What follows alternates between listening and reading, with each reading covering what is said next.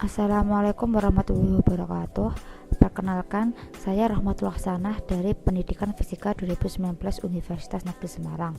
Kali ini saya akan melakukan percobaan untuk menentukan jumlah bayangan yang didapatkan oleh dua cermin datar dan percobaan untuk menentukan titik fokus cermin cembung. Adapun tujuan praktikum kali ini yang pertama yaitu dapat mengetahui jumlah bayangan yang dibentuk oleh dua cermin dengan sudut tertentu. Yang kedua yaitu dapat menentukan titik fokus pada cermin cembung.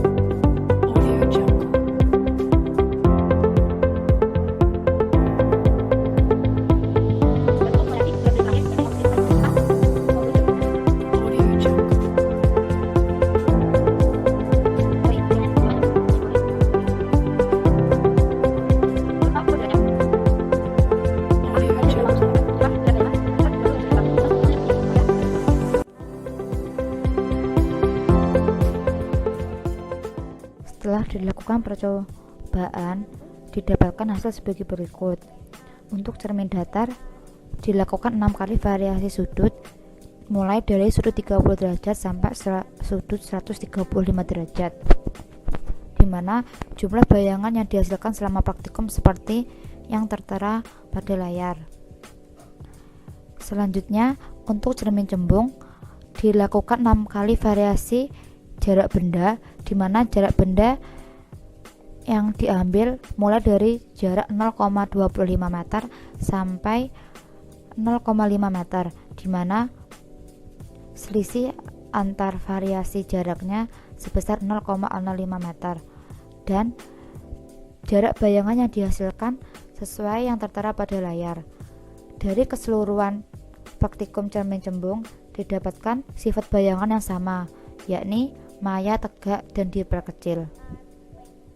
Setelah didapatkan nilai dari data pengamatan, kemudian kita lakukan analisis data. Untuk menentukan jumlah bayangan yang dihasilkan oleh dua cermin, digunakan rumus N sama dengan 360 derajat per alfa min 1, di mana N di sini adalah jumlah bayangan yang dihasilkan dan alfa merupakan sudut yang diapit oleh dua cermin. Lalu kita masukkan sudut-sudut yang kita lakukan uji coba tadi ada rumus, sehingga didapatkan nilai N1 sampai N6. N1 di sini merupakan jumlah bayangan dalam percobaan pertama, yaitu 360 derajat per 30 derajat dikurangi 1 sama dengan 12 dikurangi 1 sama dengan 11 bayangan. Lalu hal yang sama kita lakukan pada data 2 sampai data 6. Selanjutnya hal yang sama kita lakukan pada data percobaan cermin cembung. Untuk mendapatkan nilai titik fokus cermin cembung, kita melakukan beberapa tahap. Yang pertama, kita menentukan nilai titik fokus cermin cembung saat praktikum, yaitu dengan rumus 1/F sama dengan 1/S plus 1/S aksen, sama dengan F sama dengan S dikali S aksen dibagi S plus S aksen. Lalu dari rumus tersebut kita masukkan data-data dimulai dari data variasi jarak pertama sampai variasi jarak ke-6. Kemudian kita mencari rata-rata nilai fokus cermin cembung, yaitu F sama dengan sigma F per 6, dan didapatkan nilai sebesar 0,13744 meter. Selanjutnya kita melakukan penurunan nilai F terhadap nilai S dengan rumus S aksen kuadrat S plus S aksen kuadrat, dan kita masukkan data-data dimulai dari data variasi pertama sampai data variasi K6 kepada rumus, dan didapatkan nilai seperti yang tertera pada layar. Langkah selanjutnya kita melakukan penurunan nilai F terhadap nilai S aksen dengan rumus S kuadrat per S plus S aksen kuadrat. Lalu kita masukkan nilai-nilai dari data variasi pertama sampai data nilai variasi ke-6, dan didapatkan hasil seperti yang tertera. Langkah selanjutnya kita mencari nilai delta F. Delta F di sini kita cari dengan rumus akar dari turunan F terhadap S kuadrat dikali 2/3 dari delta S kuadrat ditambahkan dengan turunan nilai F terhadap nilai S aksen kuadrat dikali dengan 2/3 dari nilai delta S dikuadratkan, di mana delta S di sini merupakan nilai dari setengah kali nilai ketelitian alat ukur yang digunakan. Berhubung saya menggunakan nilai mistar, maka nilai dari delta S di sini merupakan setengah dari 0,001 meter sama dengan 0,0005 meter. Lalu kita masukkan nilai dari data variasi jarak benda pertama sampai nilai dari jarak variasi benda ke-6 dan didapatkan hasil seperti berikut ini. Nah, setelah kita mendapatkan nilai delta F, kita dapat mencari nilai titik fokus cermin cembung saat praktikum, yaitu rentang dari nilai F rata-rata plus minus nilai dari delta F, yaitu sama dengan 0,137444 plus minus 0,0001678663 meter. Selanjutnya kita mencari nilai kesalahan relatifnya dengan rumus delta F per F rata-rata dikali 100% menghasilkan nilai 0,122132%. Selanjutnya kita mencari nilai ketelitian dengan rumus 100% dikurangi kesalahan relatif, yaitu mendapatkan nilai 99,87787%. Dan pada kesesatan praktikum kali ini digunakan rumus nilai mutlak dari F teori dikurangi F praktek per F teori dikali 100%. Dalam praktikum kali ini saya menggunakan nilai titik fokus cermin cembung sebesar 0,15 meter. Jadi nilai KS-nya atau nilai kesesatannya sama dengan 8,3700365%.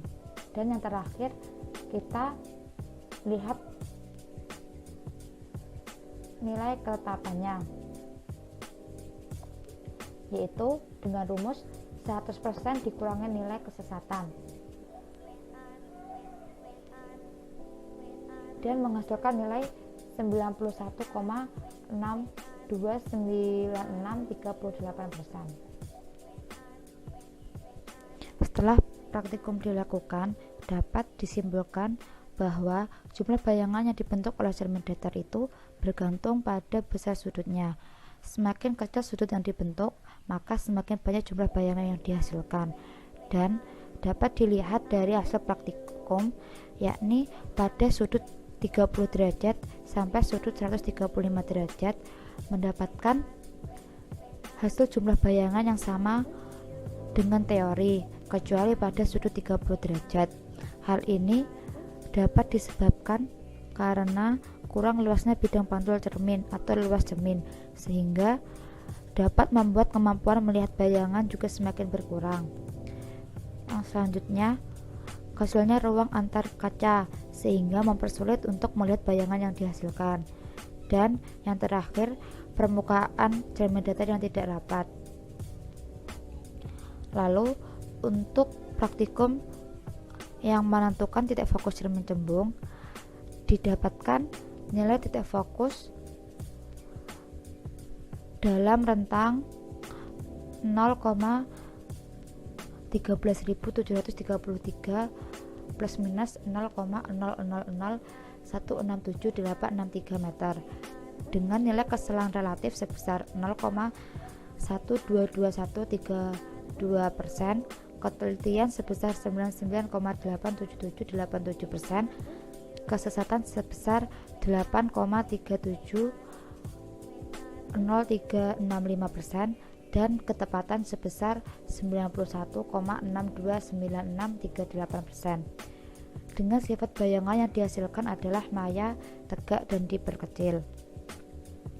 Pada percobaan cermin cembung, hal yang harus diperhatikan mengenai nilai titik fokus. Nilai dari titik fokus dan pusat kelengkungan cermin yaitu bertanda negatif.